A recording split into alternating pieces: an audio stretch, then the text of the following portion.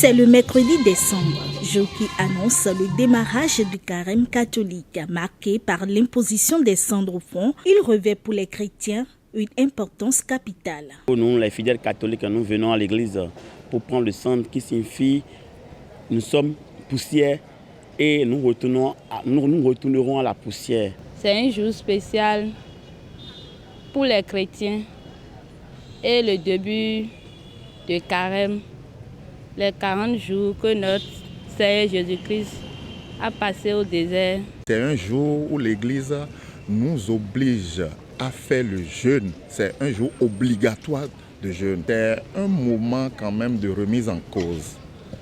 Comme le disait tout à l'heure un des passages, nous devrons déchirer nos cœurs et non nos habits. C'est un moment en réalité de partage, de prière, de pénitence et également de pardon. C'est un temps offert aux chrétiens pour se préparer à vivre le mystère pascal. Dans son homélie du jour, le Père célébrant a rappelé aux fidèles les attitudes à adopter pour bien passer ce temps de jeûne. Jour décembre, il est la paix, Seigneur.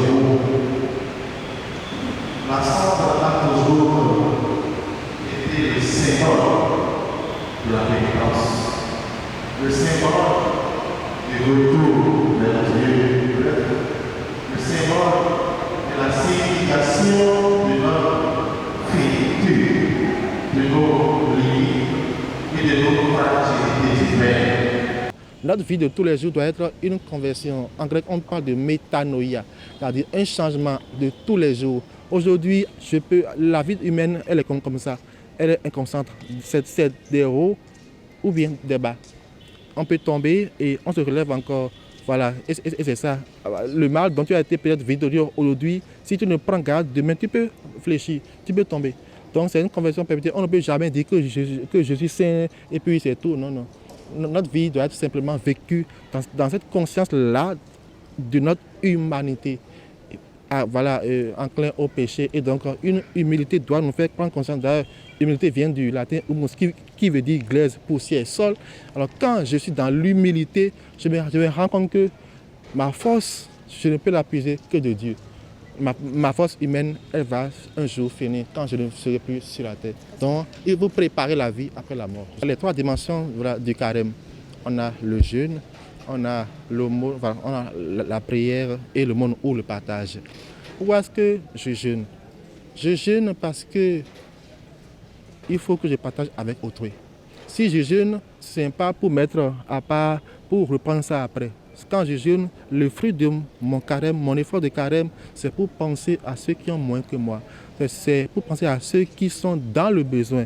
Et donc cela débouche en même temps. Le jeûne vrai doit déboucher sur le monde, dans le partage. Et quand je partage justement avec les autres, je me rends compte qu'il y a plusieurs situations auxquelles moi-même je ne peux pas forcément donner réponse. Ce que je fais, j'arrive à le faire. Ce que je ne peux pas, je confie ça au Seigneur, de la troisième dimension qu'est la prière. Ce mercredi 14 février ouvre donc les 40 jours de carême, un temps liturgique pour les chrétiens catholiques appelés à la pratique de l'aumône envers les personnes dans le besoin.